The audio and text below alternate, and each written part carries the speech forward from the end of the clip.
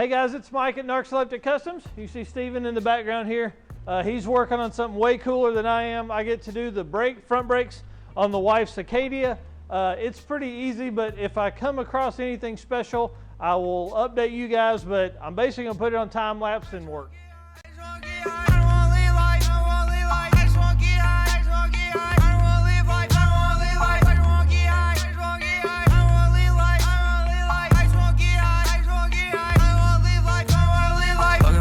Like whoa, whoa. All up in the shit like whoa, whoa. Sound a bit like whoa, whoa. I don't give a like whoa.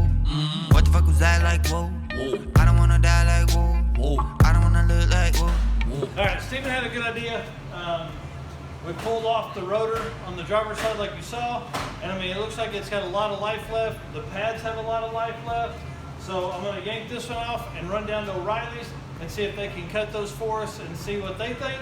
I've already bought the new rotors, but I mean, hell, if I can save some money, more car part money.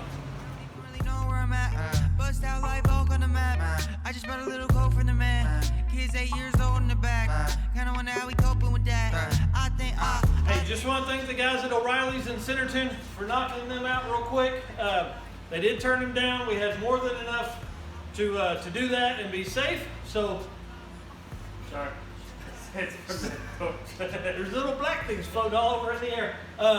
Anyways, so I'm gonna put it back on time lapse and put the rotors back together.